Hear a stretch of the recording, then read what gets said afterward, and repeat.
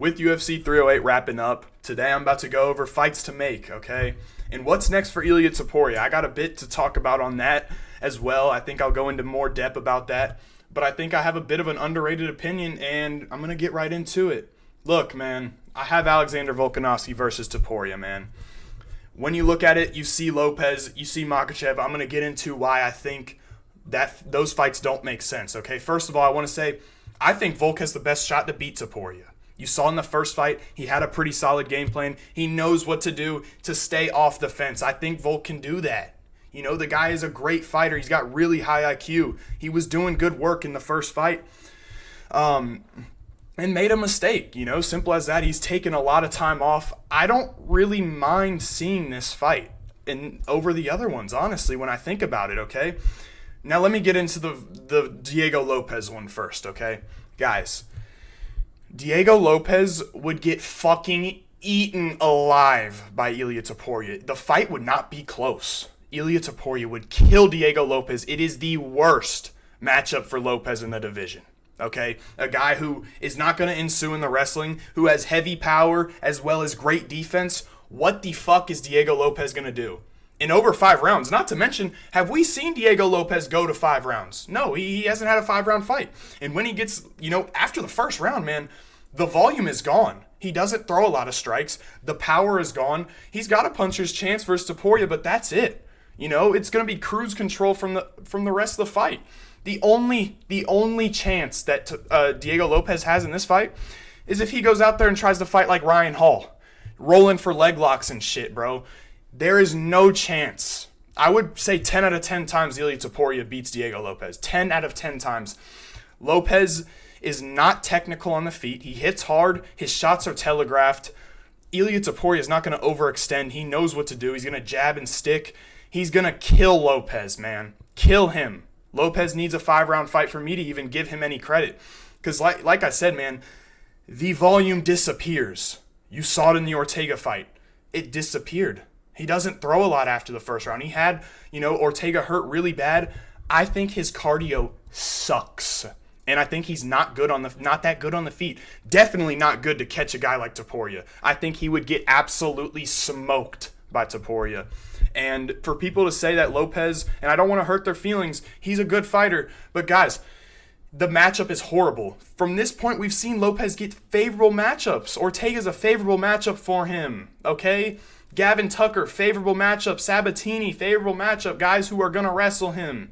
Ilia Topuria's not going to do that. He's going to whoop his ass on the feet. It would be a murder, okay?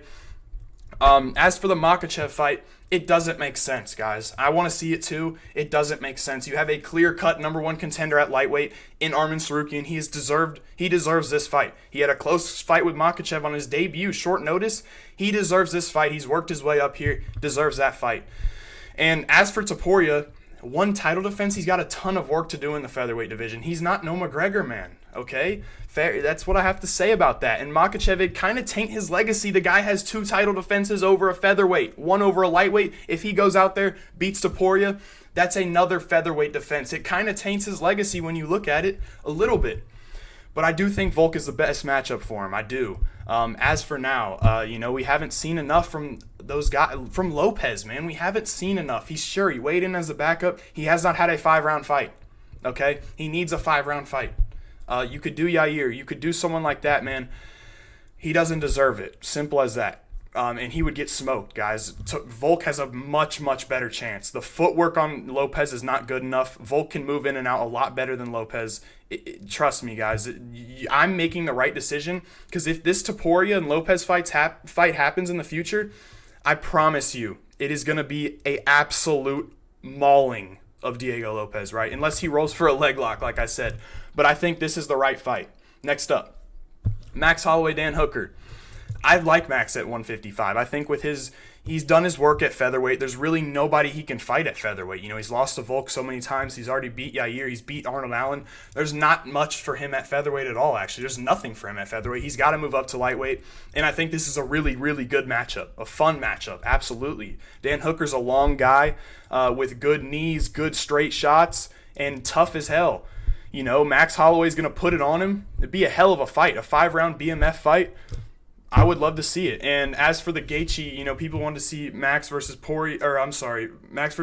I think they should do Gaethje Poirier 3. It's 1-1 each side.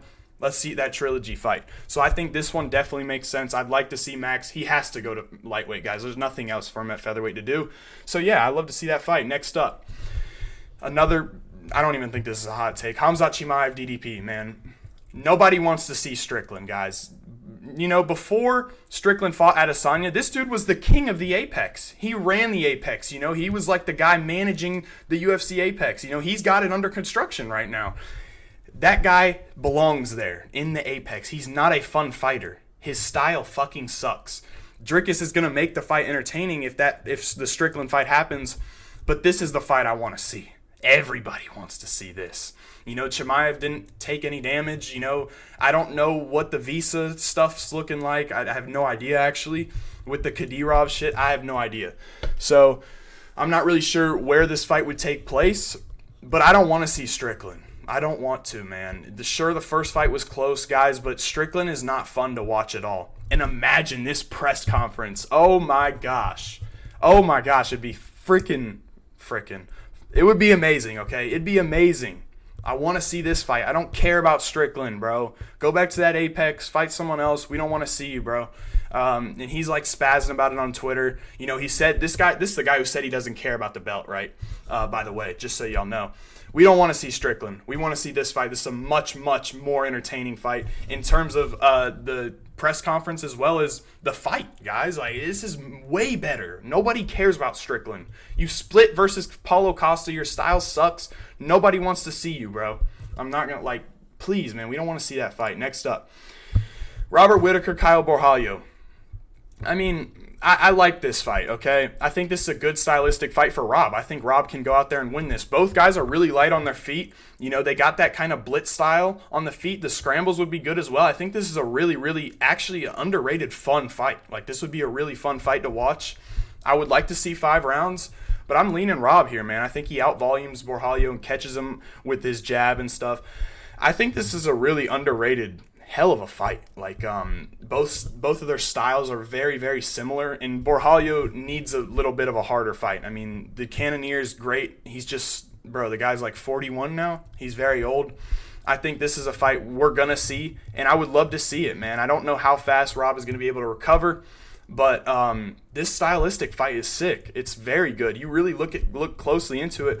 Like I said, both guys kind of got that blitzing style. It's a fun fight. I would love to see this fight. Next up, Magomed Ankalaev, Alex Pereira. Definitely a fight we got to see. And I honestly think I'm picking Magomed. I do. I think Pereira can have success. But one thing about Magomed Ankalaev is he's got really, really good striking defense. The guy does not get hit a lot. And I think that's going to be a problem for Pereira. I think, if Ankalaev can pull Pereira into a shot, he can hit him hard and drop him. I do think Ankalaev's a very, very good striker, very technical, as well as the wrestling.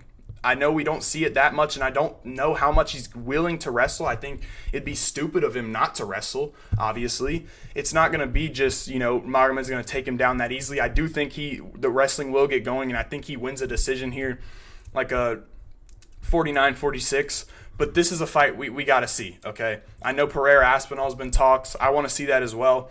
But Magomed is he absolutely deserves this shot. There's no doubt anymore. He deserved it before Khalil Roundtree, and he deserves it now. And it's definitely a fight we're going to see. And I think Magomed gets this one done. I like his defense. Like I said, man, I think he can pull Pereira into a shot. But also, Pereira can definitely knock him out, right? We've seen Magomed dropped once or twice by Thiago Santos. So, yeah, I think this is a fight we're definitely going to see. And I think, an underrated little prop we might see is Magomed KO. But, yeah, next up, Alesander Rakic versus Khalil Roundtree. I think this is, a pretty good matchup. It's kind of a matchup that Rakic can get back to. Get a win, okay? That's kind of what I mean here. A lot of hype's been around Roundtree.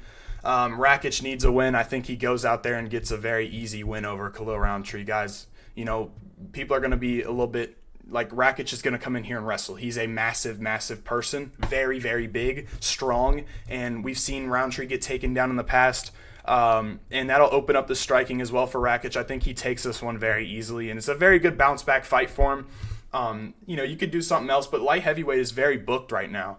And I expect, Roundtree to be back maybe by summer of 2025, probably around that time. And I think this is a fight we're going to see, and I think it's a pretty good one. Next up, Lerone Murphy versus Josh Emmett. Lerone Murphy called out Josh Emmett, and that guy takes a lot of guts, man. Josh Emmett's not a guy that a lot of people want to fight. Lerone Murphy got dropped bad by Ige, but I think Ige's a lot more technical than Josh Emmett. Josh Emmett's kind of out there just looking for that one-hitter quitter. Lerone Murphy's pretty good on defense. He just got caught with that Ige shot, and I think this is a good matchup for Murphy. I think he can win this fight. Mix in that wrestling. Emmett's a good wrestler, but he's getting a little bit older.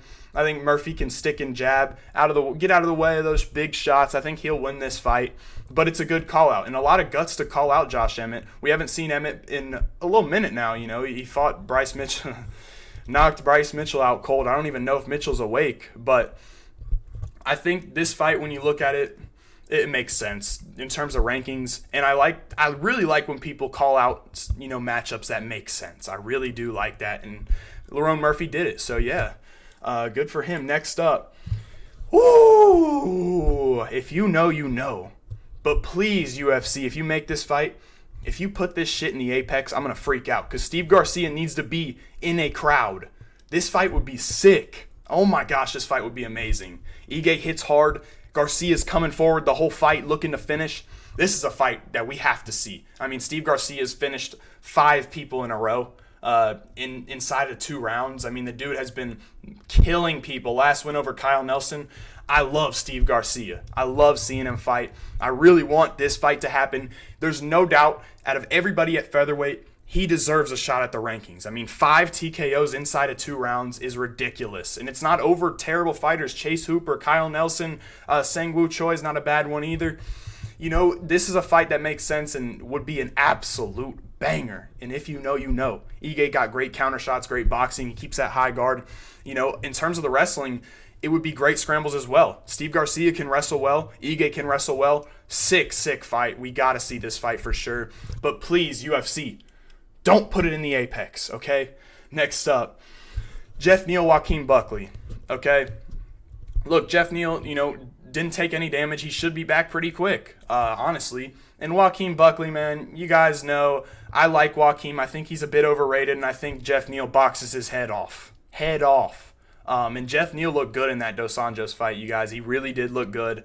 I think, when it comes down to the wrestling, I don't think Buckley can get it going. And I know Buckley called out Usman. He's been getting these old head fights versus easier opponents. He needs a guy like Neal, who is still very, very game, to come in there and fight him. He needs a win like this.